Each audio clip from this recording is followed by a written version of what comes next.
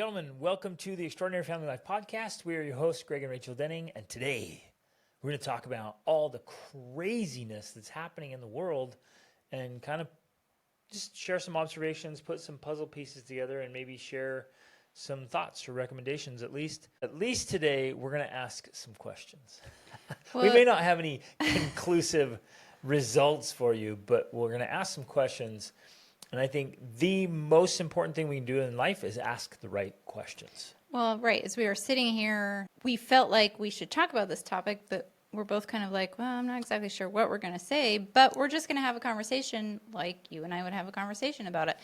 And people like us to talk about these things. I mean, from the feedback I get, people are interested in us talking about current events, even though I personally feel like I'm not that educated about current events. Same. Because We don't I watch don't the news. watch the news. Yeah. I don't pay attention. I literally get most of my news either from you, who gets it from a group of people we trust, Right, who watch things like They're that. sharing Relevant. intelligence around global intelligence. Yeah. We're just watching things that are happening Right.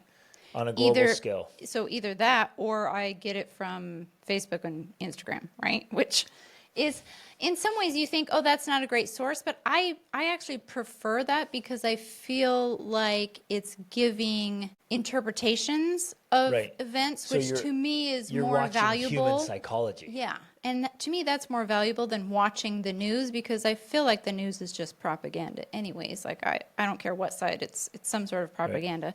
I feel better watching individuals who have studied, learned, and interpreted that information. That, to me, is more actual news. Like, well, for example, one person I like to follow and learn from, besides Jordan Peterson, of course, is Russell Brand. Like, he's a very eccentric person, but I feel like he really cares about what's going on in the world, and he really likes to study it, interpret it.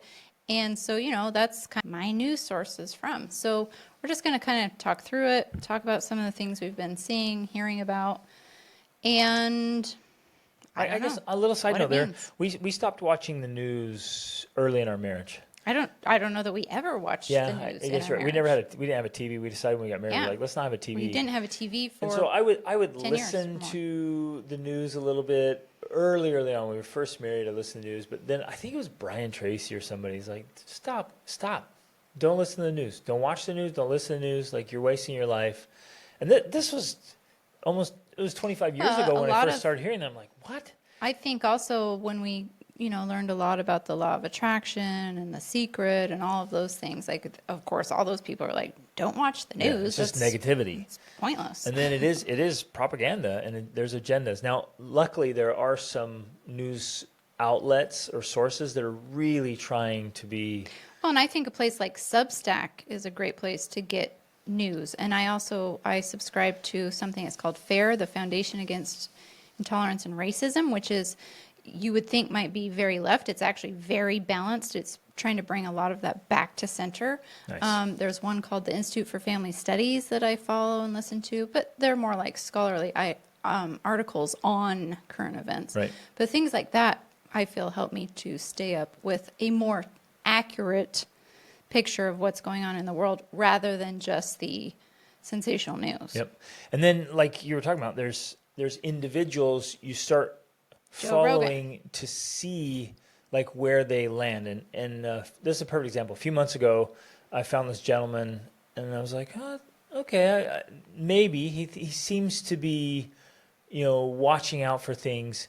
And so I just kind of kept an eye on it. Again, I'm not into the news. I'm not like, what's happening, what's going on. I don't do that. Yeah, I get up and I live my life. And we live our family life, and because inevitably any big event that happens, you hear about it. Like, we were in Mongolia when we heard about the attempted assassination on Trump because of that intel group you're a part of. So you end up hearing about the big things that happen. Right. So you're not missing stuff. And sometimes we feel like, well, I have to watch news because I have to know what's going on. I would encourage you to not watch it. But anyways, I was following this guy for a while, and I realized he was too sensationalist, or became that way. Mm-hmm. And he was just trying to stir up drama. And again, the news is all about wow factor and about getting eyes attention. and attention. There's like, whoa, there's another storm. It may be the biggest one ever. As of yet, it's just a little storm, but it might turn into something horrible. You might want to be afraid. It's like they're just trying to get shock and awe. And this guy started doing that, and then he started sharing some, very political stuff one-sided. And so I'm like, I'm done. I stopped following. Because I want to watch. I want to just follow guys that are like, no, they're just like, here's what happened. You guys look at it. Here's what was said. Here's what was reported. Here's what actually happened. And I like that kind of stuff. Well, and since we're like sharing these different resources, there's another website called All Sides, which for one thing is they actually rate the different news outlets and have people vote, whether they're far left or middle left or center or far right or whatever.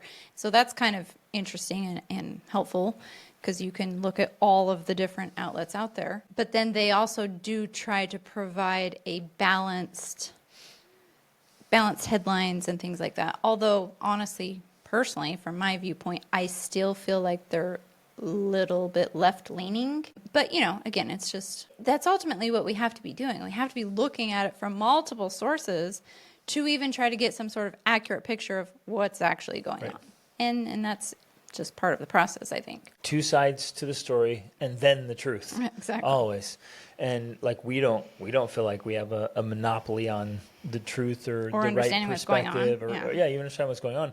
And there's so many of us that simply cannot understand what's going on because there are things happening behind the scenes. There always are. There's leadership decisions, there's secret understanding, there's things, there's secret things that people are trying to hide in the darkness. And then there's things you just cannot tell the public. You just can't. Like there's leadership decisions happening every single day in businesses, organizations, churches, governments, that if you were to leak that to the public, they would just mayhem and chaos and meltdown. It's craziness because there's things you have to understand and there's context to so much. And if you understand it, then you can handle the information. But if you just take the general populace that's rolling along and they don't understand the complexities of certain things or issues and you just toss it out there to them? Well, yeah, I mean, that's definitely something I've learned to comprehend, that things can be so complex that it requires more than a simple soundbite on the news to explain it. And so you can't make it into a tweet. In order to really understand it, you have to talk about it for 30 minutes or longer. You know what I mean? And then to understand the context. To understand a 30-minute clip about something complex, I would say there's 100 really good books you have to dig through before you can understand that 30-minute conversation. Right. Otherwise, you just miss it all. Mm-hmm. And there's so many issues that, like, unless you've read and studied with breadth and depth, like, you might hear it and you might think you get it, but the more I read and study, the more I learn, the more I realize, like, how little I get. Yeah. And how hard it is to truly understand something. Well, and I feel that that's often what's happening on the surface level with the things happening in the news, which again, for me, I see on, say, like Facebook, but it's these conversations that people are having, and I'm thinking, you're just talking about surface level stuff here. Exactly. Like even the whole situation with the women's boxing in Paris, right? So that there was a woman who got beat by someone who they're saying is tested biologically as male. Well, tested in some other Olympic, I think in Russia, they tested having an XY chromosome, right? So which means technically you're male, even though this person, and I'm sorry, I don't remember their name, was raised as a female, raised as a girl. I think they're from Algeria. I don't even know. Again, like I'm saying, I don't know that much about it. But to me, all of that conversation happening, which, and I think both sides have valid points to the conversation. I'm not discounting either side. The conversation needs to happen. Yeah, and it is. It's a complex. There's lots of, there's lots of valid viewpoints, but still, as long as you continue to talk about the surface level of things and don't take into consideration the larger picture, the deeper issues, then, we really don't accomplish anything. We're just making lots of noise and putting a lot of posts on Facebook, sharing our irate opinions when nothing's really being accomplished. Right. Nothing is really being achieved. There's a real warning there, is we can begin to feel like activists and talkers. Yeah, That's- which in that's some all ways we're doing that's is all we're talking. activists are, is Right, they're just making talkers. noise. Right. But it makes you feel good. You feel like, hey, I'm doing something about this. Yeah. At least I'm speaking up. Right. But then you have to take it a step further and say, well, you're just making noise. Mm-hmm. What are you actually going to do about it? Yeah, And that's an important step in any issue. Changing your little Facebook profile to whatever we support, whoever. Like, give me a break. And like, even do something about it. Even putting, I guess this is something I've never really fully understood. Although I do get it, because here we are making podcasts. But, to make a post on Facebook sharing all of your political viewpoints, I guess I've never really got that, because it's notoriously going to be ugly, right? The comments and responses. It's not like it's geared to be something that's positive. And I think that there's a lot of challenge with the whole situation, is because it's natural for humans to want to do this. It's natural for us to want to discuss the things that are going on. Good. And to try to understand the things that are going on. Which is good. Which is all good, and which is all necessary. We need to be able to have these debates and discussions about what's happening. The problem is we're removing the human element by putting it online, putting it in social media, so that people are, one, ruder than they usually are in person. And I don't even know if there's a two, but Well, I think there's a too, one there. the debate side of it, the healthy argumentative side of it is being removed, where we're making these statements and like, this is the way things are. And then it becomes more of attacking another person instead of actually trying to understand them. Because when you're in person with someone, and this is proven, like, people hold back a little more, they're more tactful, because you're actually looking another person in the face. It's another human being. Yeah, it's another human being. Yeah. And so we would never say and do the things to someone in person that you would say and do to them online. So that's a whole conversation in and of Oh, itself. well, it definitely is. Darkness there that comes out. yeah, the trolls, you Yeah. know. And so that's part of the challenge. So to me, troll in I've your never soul. thought I'm going to put out some big statement or post on Facebook, because I'm like, why? Why? Like, I would much rather have a conversation with someone, which is why I like podcasting. I feel like it is more of a conversation, even though it's one-sided, one-sided. even though it is you and I Right. conversing. But, long form podcast, I think, is a better way, which is why, going back to the sources I trust, I prefer to listen to. So I will often listen to podcasts about current events by people who are having conversations, because to me, that's a more valid way of understanding what's happening. Especially people who are very, very well educated, well informed, have different perspectives or views, global perspectives preferably, instead of just from one society or one culture, and say, well, wait a minute, let's look at it from this angle, from somebody from this side of the planet who has this background, and let's just walk through this. So in an effort to not be total hypocrites and just talk about things today, although we're going to talk about them because this is a podcast, the invitation is that we all do something about it. At a minimum, we do something for ourselves and our families. Well, that's and where it has to begin. For me, at least, because like we were hinting at with activists a minute ago, just talking about things and posting about them or putting it on Facebook or whatever, all of that, to me feels like lots of noise and lots of showiness without real action behind it. But then it does come back to this question of like, well, what do I actually do? And for me, at least, I think I've settled in my own mind and heart that it comes back to, it always comes back to, one, individual responsibility. Yep. So yourself. So at least, if nothing else, settling it out with yourself about what you think about these topics and what your viewpoint is and where you stand. And then two, sharing it with your family and having those conversations within your family. Like, to me, that's where real change begins. Yep. And that's not going to change things on a national level or a global level, at least not initially. But ultimately, I think that that's where real change happens. It happens at a grassroots level, which is individual responsibility and family then community influence, Yep. and then community. Yep. And I think that this is fully backed up with, if you research it, it's fully backed up by things like the Gulag Archipelago, where Solzhenitsyn talks about how did I contribute to this, to me being in a gulag? How did I contribute to the downfall of Russian society? Well, individual responsibility. I did not take enough responsibility for my own words, for my own actions. 20 years previously, when I 20 years should have said, previously. hey, no, this is unacceptable. Don't do that. Right. Don't cross that line. So if you look at any of those types of things, same with Nazi Germany, like ultimately those things were allowed to happen because of a lack of individual responsibility. Now, which sometimes comes to a point where, yeah, you do need to say something, you do need to stand up, you do need to speak out, but it's not necessarily with a post on Facebook. Although, There are sometimes it might times be. when you bring awareness to some people, but it depends. What's your motive, right? Is you just trying to stir things up? You're just trying to, is it confirmation bias? What is it? Again, questioning the motive and then trying to help. At this point, you guys have heard us talk about The Fourth Turning. Excellent. There's 2 books now.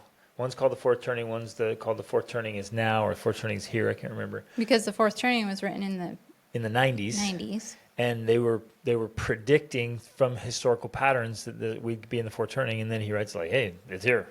Right? It's happening. And it's expected to last another 5 to 10 years. Yep, 5 to 10 years. So they expected to wrap up in the 2030s, early 2030s. So we're heading into it, which is crisis, and he says there's really not anything you can do to stop it. So in some ways, the social ship is sinking. The Titanic is going down, and in the story of the Titanic, it took a while for it to sink. So they had time. It took time for people to be convinced because people didn't believe it was sinking. Right. They were just like still doing their thing. We're here on the ship. You We're can't, enjoying it's not sinkable. It's too great of a ship. And so in some ways, we have to step back. And again, I'm such an optimist. And I love to see the positive side of things. But it would be so naive, utterly naive of all of us to think that there aren't going to be the things are good and getting better. Right. At this moment. Right. That things are, that they're not going to ebb and flow and oscillate and ups and downs. There's a down coming. And we're not the iconic preppers, and we're not, we hardly have any food storage at all. The sky is falling. But it would be wise for all of us to recognize that the sky is falling. Like things are happening globally and in the United States in particular. The signs and symptoms are there. They're just showing that there's an underlying toxic problem and there's going to be a fallout. So it's not fear. We're not just like trying to scare you. We're just saying, hey, the ship's going to sink. What are you going to do about it? I think you should build a raft for your family and prepare and help other people around you like get prepared. So when it does sink, it's like you're not saving the boat, right? They're not keeping the Titanic from going down, but you can protect your family, and so that you make your little voyage on the ocean and your little raft a lot more comfortable, right? Or at least you can possible. survive, and even possible. Well, and another analogy I like, especially because he talks about in The Fourth Turning how these turnings are cyclical, and so after it's not like. I used to think like, oh, the fourth turning means the end of the world and then that's it, blackness. Like, no, society continues and now it begins a new turning. And so to me, the analogy of the seasons works beautifully because you realize like, okay, winter's coming. Winter's here. Winter's here. But it still looks like, I don't know, like that. I think that's great. Winter is here, but it still looks like a summer. Yeah. Walmart still has food. What are you talking about? Winter's here. Like, things are good. Our family just went and did a family reunion. We went on vacation, and I still have my job. What are you talking about? Winter's here. It kind of reminds you of the scripture in the Old Testament when it talks about Noah. They were, until that day, they were eating and drinking and giving in marriage. Like, yeah, life just went on. And I think that that's normal. I mean, if you read about the Great Depression, if you read about leading up to World War II, all of those periods of times, which were fourth turnings, that's how it was. Like life just went on until one day you realize, and we have a frame of reference for this with COVID, one day you realize like, oh, wow, something happened that's major and things have changed here. Different. And that's kind of what's happening. That's kind of what it's leading up to here. But the reminder, though, with like the seasons of nature, is that spring comes afterwards. Yep. So, and that's the other thing we have to think about. It's not just build your family life raft and then sail off into the ocean and die. Float forever. Right?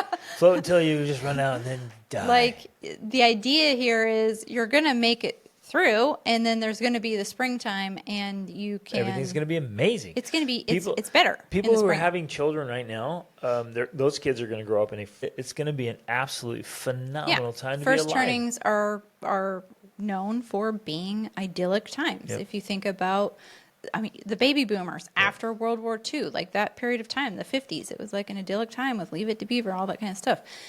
You know, and it's not like we have to regress and go back, but the point is it's a time of peace and prosperity and unification, because we've been through this challenge that divided us, and then we afterwards we have to pick up the pieces and realize, okay, let's unite together and make something beautiful instead of fighting like we were before. Yeah. So, and I think that's important. There is hope, and it's going to last for a few years, but there's still hope. It's not. This is not indefinite, because the hopelessness that comes down, like, is this what it's going to be like forever? Yeah. Just crushes people. Even if you study people who are in the gulags or in the concentration camps, the ones who couldn't hope for an end, just they gave up and died because they couldn't see a way out. They just thought, which it talks it'll about last in forever. Man's Search for Meaning by Viktor Frankl. Like, there's actually several references, even in Edith Eger's book. She talks about that too. The same thing. That, like, people would pick a date, and they're like, if it ends by the date, then I'm good, and they would die on that date. Yeah. Like, I'm out. Just kind of mention. Let's put some pieces of the puzzle together. yeah. So one of the things you and I mentioned last night was, or this morning, I don't know, that all this noise is going on about the women's boxing, and of course the whole Last Supper thing with drag queens, and whether or not that was actually a Last Supper or if it was some Greek thing, like, you know, all that stuff, all that noise is going on. And I'm not trying to diminish the significance of that, because I think it is significant. Like, if you look at all turnings through history, including the fall of the Roman Empire, it all involved this type of stuff, meaning it involved lots of sexual perversion, for lack of a better term, right? Just almost an obsession with sex and sexuality and sexual orientation. Like, all of that obsession with sex and your sexual orientation being the most important value about you, all of that has been a part of turnings, if we want to look through history. And, you know, discussing the value and all of that is not as important as understanding that it's a part of the turnings of history. It's a symptom that we all need to pay attention to. It's like, so all these things are happening. We think, oh, this hasn't happened before. Well, yeah, it did. It has before happened. You and I were born. It was a few generations ago, and it happened in patterns. This is cyclical.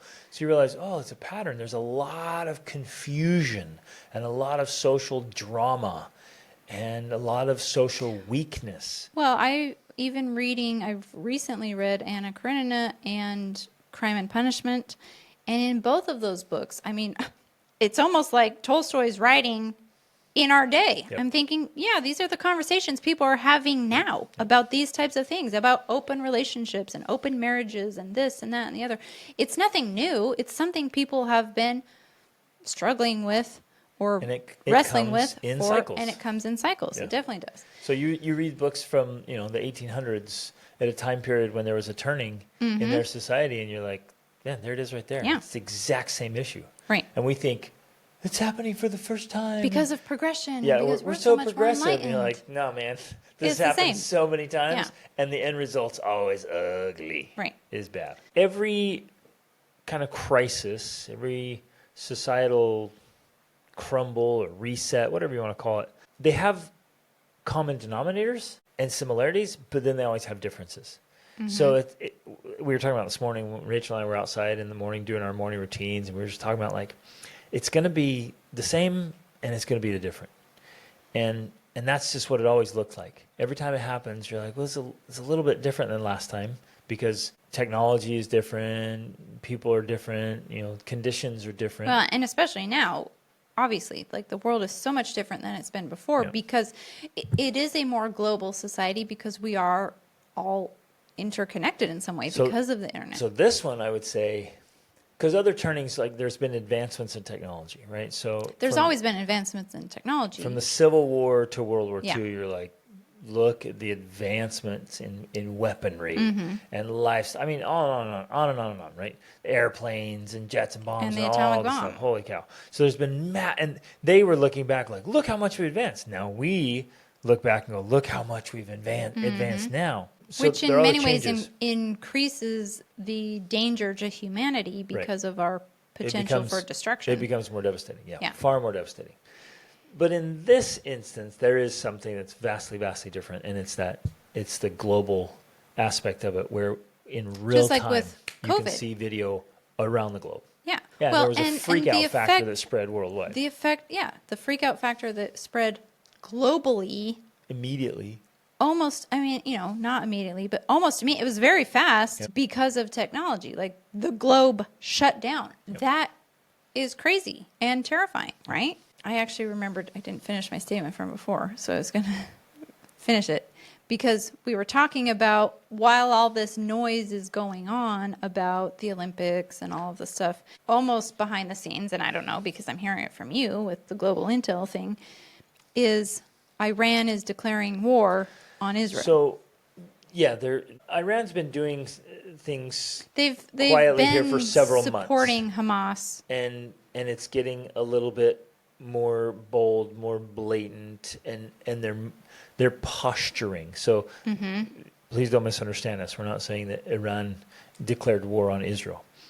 They're posturing towards that position more and more. And some of their leaders are making these statements now and making these strategic moves that if you've been aware of history and strategy and things that have happened, you step back and be like, ooh, that has happened before. And you start to see the animosity build. And you notice the things that are happening. And again, it's so easy to forget because we get all the hype and drama and whatever around the Olympics right now or whatever's in the latest news. The presidential race. Right, well, yeah, all that. And all these things behind the scenes are happening. They're horrendous things like the wars that are still going on around the world right now. Well, yeah. They're active, the they're war happening, in but Ukraine. we're not hearing anything about it. You just talked to someone. We were in A Ukrainian Qatar. woman in Qatar, and she was like, "Yeah, this horrendous This was things like are 2 still weeks happening. ago. Yep, still going on, still suffering, still destruction. It's Right. just terrible But stuff. it's not in the news cycle anymore Right. because we've We moved on to from more the war other in dramas. So, and that's part of the thing. We wanted to bring that up today. Is like we have to have a little bit more of a global perspective, and begin to understand. Like, wait a minute, what's going on here? What's happening behind the scenes, and try to again. I don't claim to have the big picture. I don't, but I'm seeing puzzle pieces and connecting some dots from all the traveling we've done, all the brilliant people we've talked to, all the books we've read. You start saying, well, I don't have the full puzzle, but man, I know that piece fits, and I know that piece fits, and I'm pretty confident that these two pieces are connected. One of those that was concerning that Rachel and I was talking about was that there were this kind of almost a global assault on farmers and farming and food production that's been happening. It's been going on for what, like 18 months maybe? Mm-hmm. And is it still going on? yeah, there's still stuff going on.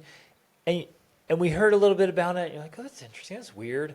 But then the news cycle moves on. So you think, oh, the natural thought it's is over. out of sight, out of mind. Yeah, it was a little thing. And they must have taken care of it. All is good. You're like, no, there's still like this attack on the food chain. What in the world is that? What's going on there? Which I had thought it was quote unquote over because I hadn't heard anything about it. When we drove from Portugal to France, this was A few months ago. a few months ago, and the protests were actually like actively happening in France. The freeway that we were supposed to be taking was closed. We had to go on a by detour. tractors and Blocked by tractors. They would And then take even in loads the of- roundabouts on the side roads, there was piles of rubbish they were burning. well, like and farm produce. like There's- actively it was smoldering. Yeah, tires, farm produce, loads of manure. They were just dumping them on the freeways, on Yeah. the roundabouts in big cities and town. Like, it was crazy. Actually happening. What's going on? Like, the farmers are still fighting back. And farmers are pretty peaceful people. Well, they're not going to go out of their way to be. They're not activists, that's for Right. sure, And right? they're not likely to go into the city and take their tractor off the farm. They want to live out in their lives, but somehow there's been something so upsetting to so many of them. It's like, you know what? No, I'm gonna break the law. I'm gonna commit a crime here. I'm gonna drive my tractor into town. I'm gonna dump a load of trash in this busy roundabout, and I'm gonna light it on fire. This is unacceptable. You're like, what? And do this personally. What would it take for you personally to do something like that? What would it take to push you so far that you're like, you know what? I'm loading up this trailer. I'm driving down to my local roundabout. I'm dumping it there, and I'm lighting it on fire. Because you know there are going to be legal consequences for that. What would have push you to that limit? And for me, I'm like, I want my freedom. But I'm not about to go dump a load of garbage and light it on fire at the local roundabout. Like, you'd have to push me pretty far to get to that point. No, it's true. And you're like, what's going on? And it was all across Europe.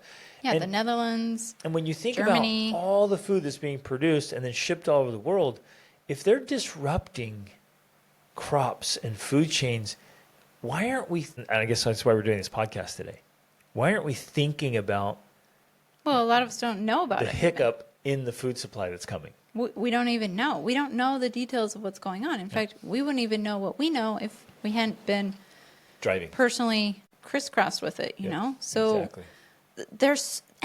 that's to me, whenever I see the noise on Facebook or the news or whatever, I'm always like, what's going on behind the scenes that they're trying to keep us from seeing that it's happening, right? Yep. Like, and I know it sounds very conspiracy theory to say that, but I really think that that's kind of how it works. That Well, it's always been the case. All you got to it's do is always study been history. the case. So if you're like, it's not conspiracy, right? There's nothing going on behind the scenes. Just go back in history and read some books, and you'll be like, ooh, look what was going on behind the scenes. Right. That nobody thought was going on behind the Yeah, scenes. because they were all worried So and like, talking about this other thing. Man, come on, that's not really happening. I think Europe in the 1930s was a perfect example. Because everyone was like, well, no, life is good. Like, you hear about this crazy guy in Germany, but it's not. He's not doing that. Right. Even during the war, even in the mid in the heat of the war, people still did not believe that what was happening Yeah. at Auschwitz was actually They didn't happening. believe it. They didn't Absolutely. In fact, there's still people today that don't believe it happened. Like, they're literally Holocaust deniers. But in Edith Eger's book, I remember specifically she talked about, and this to me was significant. I don't remember what country in Europe they lived in, but Hungry. Oh, okay. But I remember that for her family, at least, life was so normal that someone came to them. I think it was like the music teacher of their sister, dance teacher or something. Yeah. who lived somewhere else, and the sister was studying somewhere else. And he came to them and said, "I want to get Leave you out tonight." Now. And they were like, "What? No, everything's fine. It's not going to be that crazy." Then that night, Yeah. they came and took them. They took 'em. But they felt like everything's fine. Good. Like, what are you talking? So, if your neighbor came over tonight to your house, like, grab your stuff, 5 minutes, get out of here. I would be like, you're like, crazy, you are dude. one of those wacko conspiracy theorists. Like, I know. you're crazy. No, look around. Everything's fine. And then later that night, they were taken. Yeah. And And that was it. She never saw them again. yeah, she never saw her. They all She did see her died. sisters Yep. later, but her parents died. Her parents died. So, I guess what we're saying is, pack your bags. You have 5 minutes. No, I'm just kidding. Just kidding. And But there back is to a sense what of we were urgency. saying is that, yeah, of course it's not going to be exactly the same. It's not going to be the same scenario. It just won't. But there are similarities. So something is coming. Something's happening. Let's piece together We don't some more know. symptoms. The bits and pieces. So something's disrupting food. And when you take away food from people, when people get hungry, wow. Okay, what they about this? do crazy stuff. Desperate people do desperate things. What about, and again, we might think that it's not related, but because we are a global society, it is interconnected. We were in Mongolia on an amazing trip. Our guide, she's a Mongolian woman, she told us that this year, Russia cut off their fuel supply. Just cut it off. They turned it off. Turned it off. They just flipped it off. Like the people didn't have any warning. They just flipped it off. And so Mongolia was with fuel, without power, right? And so everything shut down. And basically what she said was like, it was just this plea of like, oh, you're not going to support what we're doing? Yeah. And we don't support what you're doing. Oh, well, let's just shut that off. Yeah. And they left it off and for I a don't few even days. know if they were that vocal about it. Just maybe they hadn't been vocal about actually supporting Russia, so they shut it off. I mean, all her details weren't entirely clear, but basically the government, and from her perspective, she didn't agree with it. The government said, okay, Russia, we support you Turn it in back your on. Because the war, so turn our fuel back on. A few million people were left completely without a power source that they all rely on. Exactly. Which, again, it's scary. Europe had that same scare when Russia said, oh, well, we'll shut that down, and going into winter. So, well, because there's already, I mean, I've heard Jordan Peterson talk about it a lot, that in Germany, because, and I think this is related to the war and the fact that they're not getting as much fuel, they have been burning their forests. Like essentially cutting down the forests and burning them because of the war. Two, the other is because of the whole climate change thing. Like the climate crisis. People in leadership positions are saying you shouldn't be burning fossil fuels. So now they're like, well, I guess we'll just burn the forest instead so that we can, survive. And this was during last winter. So we can survive the winter. Stay warm. We still have to cook and we still have to. So we'll just cut down the forest because we can't use coal or fossil fuels. Yeah. Well, all of these things that just, you're thinking, what? Iran does declare war, there are major fuel sources from that part of the world. Okay. And what happens when that gets disrupted? And I mean, I don't know, I think I was half asleep when you told me some of this stuff, that the U.S. is sending ships? Well, supposedly they have, I haven't verified this personally, but supposedly they recently sent warships over to the Middle East to support Israel. Well, just to we have don't know. them over there, we don't know. Because it looks like conflict is escalating. Right. It's already happening, but it looks like it's escalating. And so, okay, we're just connecting potential puzzle pieces. We're not saying anything definitive here. But if a war were to break out in the region, that's a major supplier for the fuel globally. Yeah. There's another piece. Yeah. And including, we think, especially the United States. But here, let's connect food again and fuel.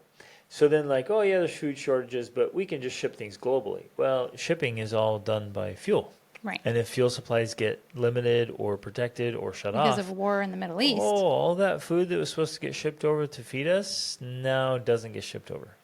So then what happens? Well, and to me also, I was connecting a piece there with the other noise I see going on, which is all of the rioting on college campuses and protesting, not just on college campuses anymore, like in places like Michigan, of full-out Muslim communities protesting and supporting Hamas, which, that is their right to do, and I respect that. But if America ends up supporting Israel, we have a lot of potential problems within the division, their own country. They're already burning flags and, doing other things. Like what is going to happen if the U.S. actually supports Israel?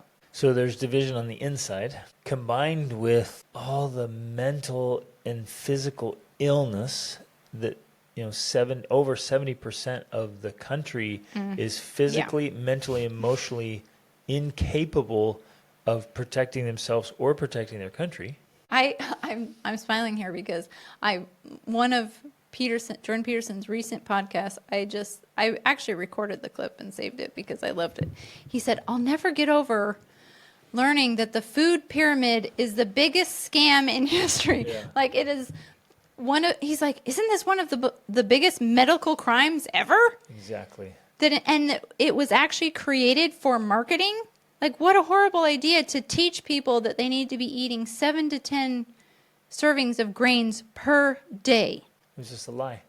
That our parents bought into, and we grew up thinking. We grew up believing. I remember being taught as a kid, like this was legit. the truth. And the truth that many people now have verified, including Jordan Peterson, is that it was all a marketing plan created by the agricultural companies in the United States to sell more of their products. Yep. And they were warned by doctors that if they did this, they would create an epidemic of obesity and disease in the country. Yep. And here we are. Look around. Living through it. Yep. And in fact, I personally believe, and I know this is extreme, but it's taken me 20 years to come to this viewpoint. I personally believe my own father was a victim of that scam. Yep. He He passed away died from colon cancer. because of this literal scam of the food pyramid. Yep.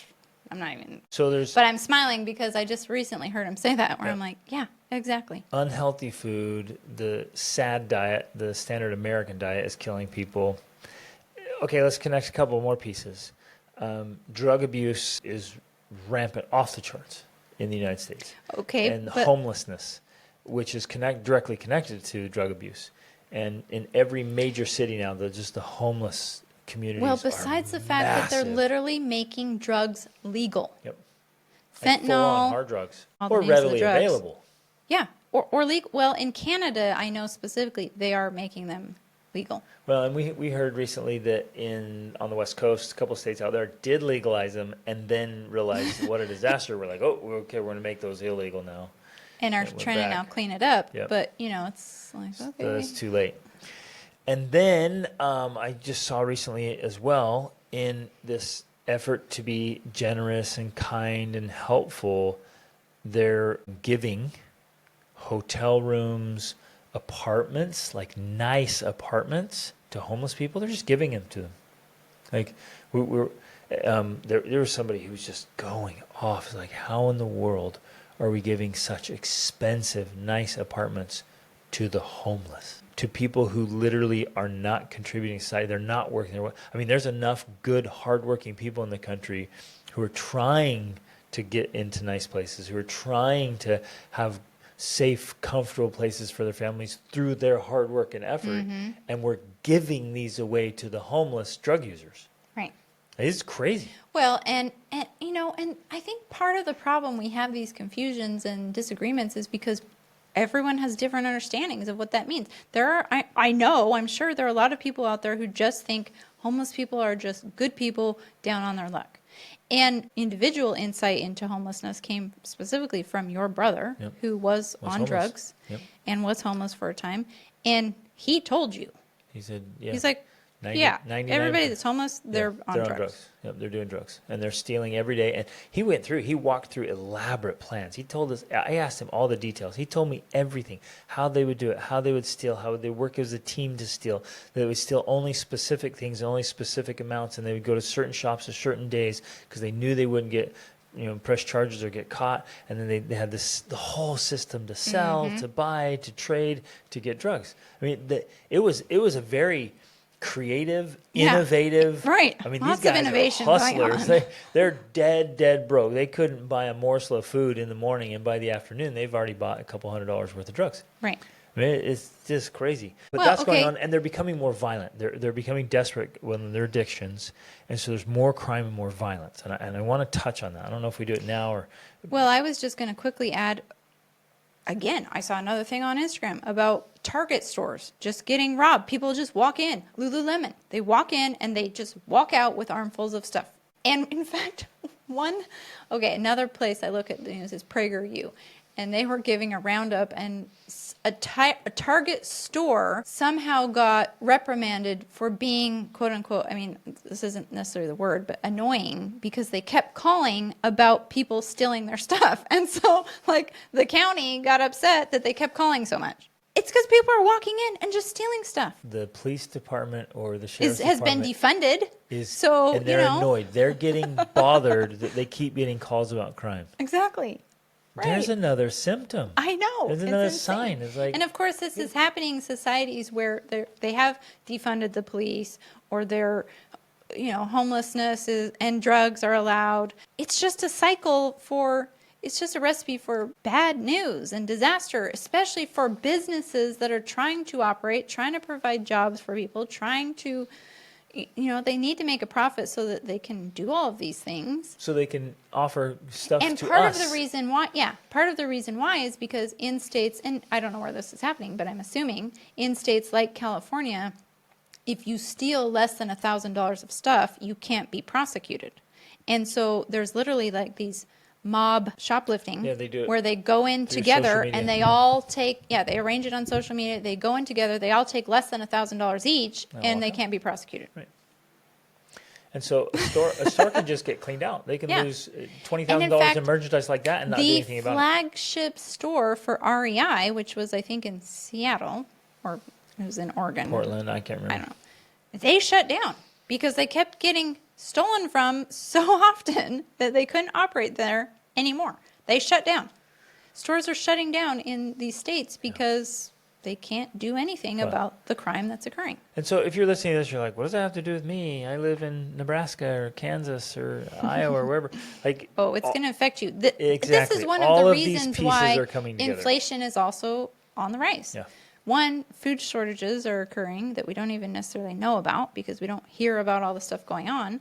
And then two, theft is through the roof. And all the theft that's happening in California and Oregon or wherever is going to be directly impacting the prices that we're paying in the middle states or the southern states. Like, it's all interconnected. There are also businesses who just raise their prices and say, oh, inflation. That too. That's been happening. Right? And they just raise their prices because people are going to pay higher prices. And what are you going to do? Like, oh, that's what it costs now. Okay. And so even though the price may go up or maybe not, or it comes back down, they're like, people are used to paying it. Our sales are still up. So we'll just keep it there and increase our profit margins. So we can fly to the Bahamas. Yeah. I mean, I've seen stuff like that about, like, the executives are the ones benefiting, of course, because they're killing it. They're reaping all the profits. Look at the bottom line. It's so good these quarters. I do want to touch on violence. There's more violence happening with homelessness, with people using drugs. If you look at statistics, like the amount of crimes that are committed under the influence of alcohol or drugs is staggering. More than 50% of all murders happen when at least one of either the victim or the perpetrator are under drunk. the influence of alcohol. Yep. And so that's happening more and more. And then, people trying to get drugs, homelessness, there's more violence coming. And then there's going to be violence either in a civil conflict, either from the riots or in some kind of war or from outside war, an enemy comes in. That's just always the nature of a fourth turning. I mean, to this date, in all of the fourth turnings they've studied, it's always included war. Yeah, so some kind of war. And so that's another puzzle piece and another thing to just be aware of, like, okay, there's going to be more violence. And we've lived in such a time of peace and prosperity, which has been so wonderful. And I wish it would continue. I wish we'd just carry on and it would be peace and prosperity. We wouldn't have to worry about violence. But that's naive. Mm-hmm. It's extremely naive. So another thing we all need to do as families is prepare ourselves for an increase in violence. Mm-hmm. And we all hope it won't happen to us. And I hope that. But hope is not a strategy. And we all go along thinking, man, I've lived my whole life and that's never happened to me. So the natural assumption is that's not going to happen to me. It hasn't happened yet. But we haven't been in the fourth turning yet. If you just look at statistics, like statistically, your chances of it happening to you, I think, increase over time if it hasn't happened to you, because it's just statistics that you're going to encounter something at some point in time. And whether it's you directly or you're just out and about and somebody you see, somebody you know. For me personally, I just want to be prepared. And I want to be prepared. So that's why we're talking about this today. Not that we just talk about it and go, oh, okay, we talked about it. We're good. I want, for us and for all of you listening, like, let's get ourselves prepared ahead of time. Like, it's the time to look at the map is before you just start on the trail, right? It's before you go into the woods. The time to get in shape is before you have to carry your kids up a mountain, right? Or wherever. It's before you need it. And so you're all like, well, no, dude, I'll go buy an umbrella when it starts raining. Yeah. No, man. They're going to be out of They'll be umbrellas gone. by then. I remember that happened multiple times when we were living in Texas and Georgia, because there was hurricanes or tornadoes. And the hurricane came, boom, oh, sorry, guys. And we saw it. The power lines were down everywhere. I mean, blocked our road. I mean, they were down everywhere. This was in Texas and in Georgia. And like, there's not going to be power for days. So what does everyone do? They run to the nearest Home Depot or Lowe's to get a generator. But guess what? Each of them only had like 10, and those were gone instantly Right. for whoever happened to be in the store when it hit. And yeah, everyone else without power, cursing that they didn't have a generator. And so all their food goes bad in their fridge and their freezer, and they're just sweating and suffering. And they're like, we've got to get a generator. But guess what? 5 days later, they kick the power back on. And They're you like, forget. power's good. You're And like, like, generators power, are expensive. we don't really need it. Okay. And so then you don't get it. And then it happens again. You're like, don't. Why didn't I get that generator? Yeah. Well, yeah, so it makes me think about what we mentioned before. Like, ultimately, what can you do? You have to go back to individual responsibility and preparation, Yep. and then family influence and preparation. Like, that's ultimately where you begin. That's the only place you can actually have, well, it's where you're going to have the most impact, the most influence. And so that's where we have to start. And it totally reminds me of one of your classic stories, of course, of when you had been doing triathlons, but then we moved to Costa Rica and you didn't think they had triathlons. Until one day someone called you up and said, there's a triathlon in 2 weeks here in Costa Rica. Do you want to do it? Like, And you said, yeah. of course I do, bro. Let's do it. And the thing is, it's not like you hadn't been working out and that you had let yourself go and you were overweight or something. It was nothing like that. You'd still been working out. You just had not been training to do a triathlon. Yeah, exactly. And you went and you competed anyways. You did the swim. You did the bike, and your legs cramped up on the bike. It was one of the hardest swims I've ever done. In the ocean. It was easily the most difficult bike ride race I've ever done. Through the jungle. Was grueling. It was epic. I mean, the howler monkeys and spider monkeys and macaws and toucans and the beaches and waterfalls and mountains. It was spectacular, but it was easily the hardest bike race I ever did. And it was hot and humid. And so my legs were cramping up and they locked up with my clip-in pedals. I fell over. I'm sitting there wrestling, smashing, getting run over and hitting the tree. And I finally got my leg out and had to use a couple of trees to unlock my hamstring. It was all cramped up. And then I, got on the bike, rode again, locked up, fell over, did it again, locked up, fell over.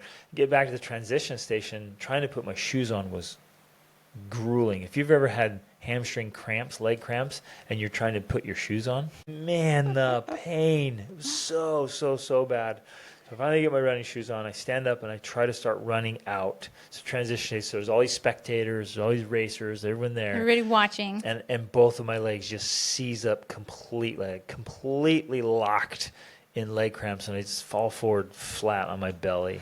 Meanwhile, I'm at the all-inclusive resort enjoying my meal this with is the kids. great. I love when he does triathlons. Yeah, this is amazing. And I'm laying there in so much pain, just So you couldn't praying even and finish the hoping. race. I didn't even do the run at all. Yeah. I did the swim and the bike, and that was it. And my legs were so shot, so gone. And I'm laying there, and it just hits me. When the time to perform has arrived, the time to prepare has passed. That's it. Done. When the time to perform has arrived, the time to prepare has passed. And I wasn't prepared. And it wasn't that I was, overweight, grossly out of shape. I'd still been running and riding, but I wasn't training. And so it caught me off guard. And so, I was able to do the swim and the bike, painfully finish the bike, but I didn't get to finish the run. I didn't do the race. And I met some guys there that day that were champion Ironmen. Like, these guys had won the Ironman championships in Hawaii. They went out and they did it was hilarious. I showed up a little early to warm up, get ready. I saw these guys riding down the hill. I'm like, what in the world? They went out and rode 110 miles before the triathlon. Like, he came out of the water doing like these full-on butterfly. Like, this guy was swimming on top of the water. They were just animals. And I was sitting there like, I cramped up so bad I couldn't finish the run. And these guys rode 110 miles before the triathlon Yeah. started. And so the contrast was Well, palpable and and real. the point is there's every level in between that too. And so kind of, I guess, our invitation today is to realize that, yeah, bad times might be coming. And we need Not to, might be. I'm going to be so bold to say that. and we need to prepare. And the intensity with which we prepare and train is going to determine, where in the race we are. Not that it's a race per se, but unless you want to say it's a race for survival or it's a race of, I don't know. It's not necessarily a race, but the point is there's going to be all levels there. Yep. And I think that we've seen this in history, 2008 or the Great Depression. Not everyone was affected in the same ways because of their level of preparedness, I would say. Yep. Or simply because sometimes, we think about being prepared means I've got food storage and I've got this and I've got that. That's not necessarily the type of preparation you need, because we have plenty of stories of where people have lost that in an instant. Yep. They spent years preparing and then lost it, Or quickly. they put together a nice first aid kit and they have zero clue how to use it. Yeah, so what we're really talking about with preparation is kind of a mental, emotional, physical preparation of being able to solve problems and have skills to Well- be able to handle situations and challenges and to fix things and make things and do things and all of that kind of stuff. It's more of a soft skills in a way. Your greatest resource is your own resourcefulness. Yeah, exactly. Write that down, people. Exactly. Your greatest resource is your own resourcefulness. Mm-hmm. How well you can solve problems. And handle challenges when they come rather than Just losing buckle. it. You're able to keep your crap together. Which I'm so excited for. In November, we are doing our first toujours prêt, which means always ready, be an asset training. And it's all about this. Like, we're doing combatives and defense, how to use weapons, like from everyday items, turn them into weapons, Well, how to and travel first aid. safely, how to do first aid to stop bleeding and Pre-hospital yeah, any emergency where emergency trauma there's medicine. a gap or a distance between where you are or where the individual you're helping is and the hospital. What to do. You have to be more self-reliant. And I love the mindset of like, hey, no one's coming to rescue you. No Yeah. one's coming to save you. We're going to do self-rescue techniques. Yes, we and are. training. We're going to do all If that you don't know what stuff. that is. Come find out. Yeah. Come do it. So I'm so stoked about this because this course is just, it's an example of how we like to think. And we've studied, my children and I, we've done a lot of Krav Maga. And essentially that's the whole essence of Krav Maga. Like, in case you have to self-rescue, right? In case there's no one there to save your butt. And that's true with defending yourself against violence, feeding yourself, shelter or whatever, and food, medical. Like, can you take care of yourself if A, no one's coming at all, or B, it's going to take some time for them to get to you, which happens normally all the time anyways with natural disasters. But when things get more and more chaotic and there's more demands on the There's infrastructure less of system, the structure of society that we're used to. which is happening, it's starting to crumble. There's massive deficiencies. So just in one county in Atlanta, and in a nice county actually, it's a very affluent, nice county. I trained Krav Maga with the SWAT team leader. And he said that their department was 600 officers short of full staff. Wow. 100 short. And I'm like, what does that mean? He's like, we get calls every day. We can't go on. Every single day we get tons of calls. We just don't have enough officers to go out. Let that Wow. sink in. Right, and the same with medical staff and firefighters, whatever. I mean, so Well, again, and I'm not trying to scare you. Please don't listen to it like, and your brain's Sometimes, freaking though, out. I think you need to be scared to realize how serious things could potentially be. Right. And for me personally, getting scared and then realizing, oh, actually, there's some things I can do about this to mitigate the risk, that empowers me so that I feel less scared, Right. actually, because I'm able to take some actions to help. For me, I mean, one of the ways I relate this is because I realized early on in our travels, because we started traveling 18 years ago, our oldest child was 4. We had 4 children under the age of 4. And I soon realized that I didn't know very much about anything. Any minor scrapes, bruises, cuts, colds, Border croup. crossing, Well, grocery okay. stores. It was everything. But I'm saying, like, specifically with the medical side of it and the health side of it, I had to educate myself more on, like, how do I take care of croup on my own? How do I take care of bruising? And how do I take care of these things? Because we couldn't just, we were traveling, we were driving, we were going to all these places, and you couldn't just run to the local doctor or emergency room or whatever, health clinic, because for one, it's in a foreign language. Two, we don't know where they are. Three, this was back before we even had Google Maps or a phone. We had to be self-reliant. It was one of the first skills, at least I had to learn, and I'm in nowhere compare or can compete with you in medical training and first aid and all of that. But I'm talking about, like, the other side and the basics. I didn't even know those things. And I had to learn them so that we could be more self-reliant, so that we could take care of things, and I could take care of minor things when you weren't around, because I had some sort of skills and training. Right. And now we have to just keep doing that again and again. We travel with a full medical kit and like a full pharmacy. Like, you could do sutures, you can give antibiotics if necessary. We went on this trip for 5 countries, and I always travel with a legit first aid kit for emergencies, and now a little pharmacy. Yeah. That can handle illnesses, diseases. Well, because people infections, aren't aware of etc. this in the United States. I mean, you can't get a lot of things without a prescription, and then it's still very expensive. But in most countries around the world, many countries around the world, you can just go into a pharmacy and buy whatever you need, and it's very cheap. Very, very affordable, because it's not grossly, immorally marked up like it is in the U.S. And this is one of the things you're going to be teaching in this November training, right? Of, like, what's in your kit, how to put one together, where to get the stuff, what to have at home, stuff to what to have in your car, what to have when you travel, all that stuff. So those of you listening right now wondering, okay, what should I start working on? How can I get more prepared? Get some more food. Find ways to store proteins and fats. Not wheat. Yeah, exactly. You're like, no, we're good. We have food storage. We have wheat, flour, and beans. No. Like, you're going to die from eating malnutrition. that. It's like horrible.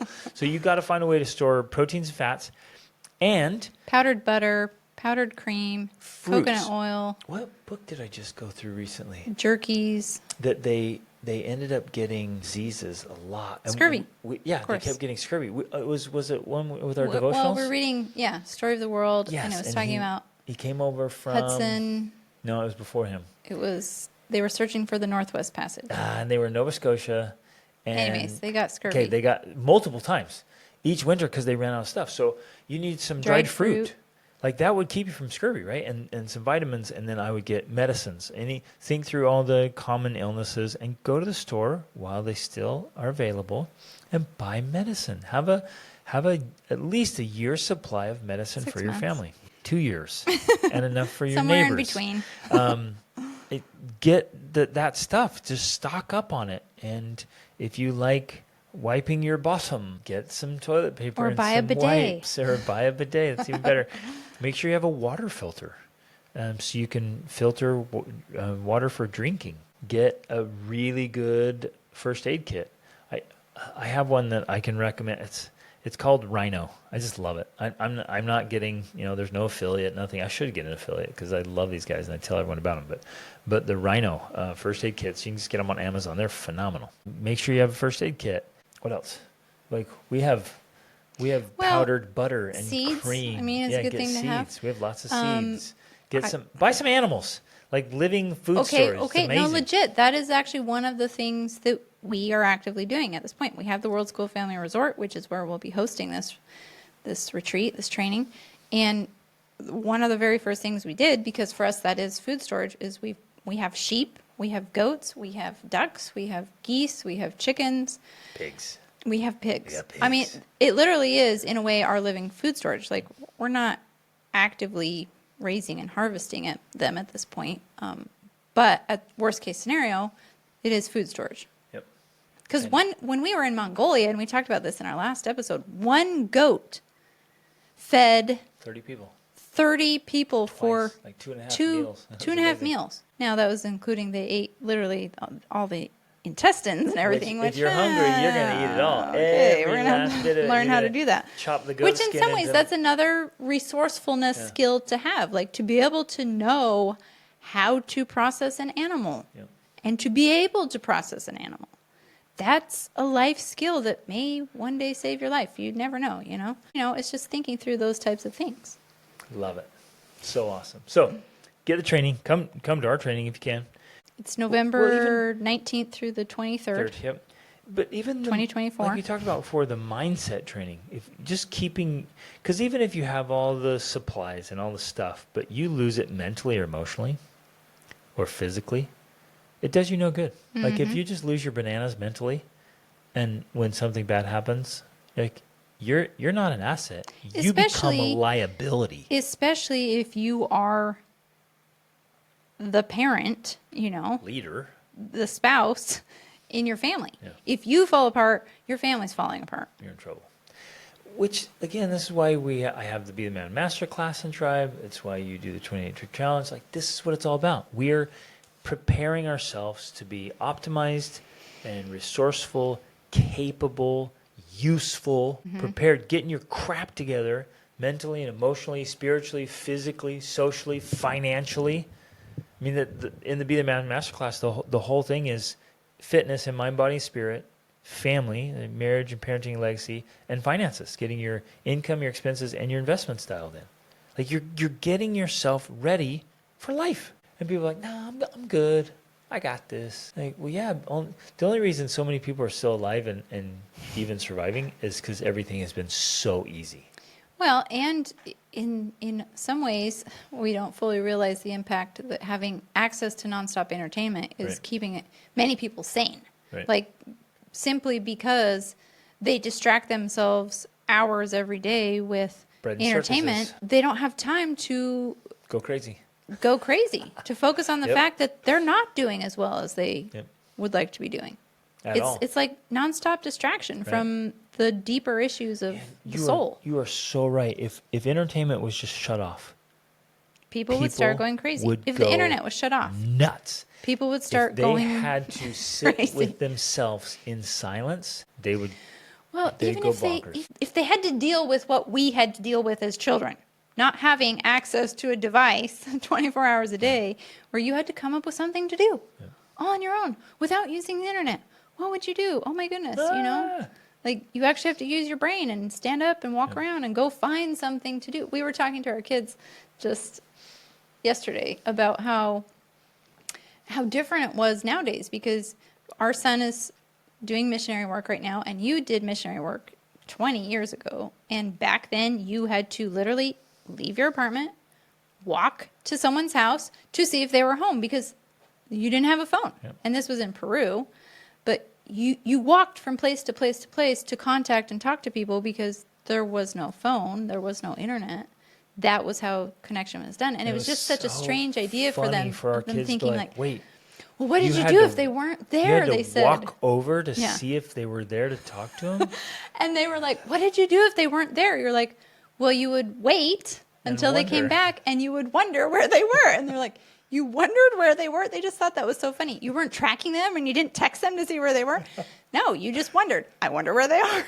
And then you sit there and wait for them to come back. Exactly. Oh, it's awesome. It's so funny. And there may be interesting times ahead with that, where there's disruption of Yeah. entertainment and technology. And then what are we going to do? Right. And I remember feeling even a small part of that when during that hurricane in Georgia, when the power went out and it was out for 2 days. We were kind of like, what do we do with ourselves? Especially because we also work online, It's not all just entertainment, but it is kind of this idea of what do we do without the internet now? We've become so dependent on it, and I include ourselves in this. It's almost like we don't know how to function when it's not there. I'll just throw this in. I hope you have some books in your home. I hope you have some good books. And I hope you're reading from them every day, and they get your kids to love reading. I know one thing for us and our family, if everything in the whole world fell apart, And we lost our 700 titles in Audible. hopefully it's downloaded to the phone. We could still figure out a way to charge it, listen. But we would read. We'd read from our books. We'd and have we'd books. love reading because it's educational and entertaining. And so we do that. Okay. Love you guys. Again, don't just listen to it. Don't just talk about it.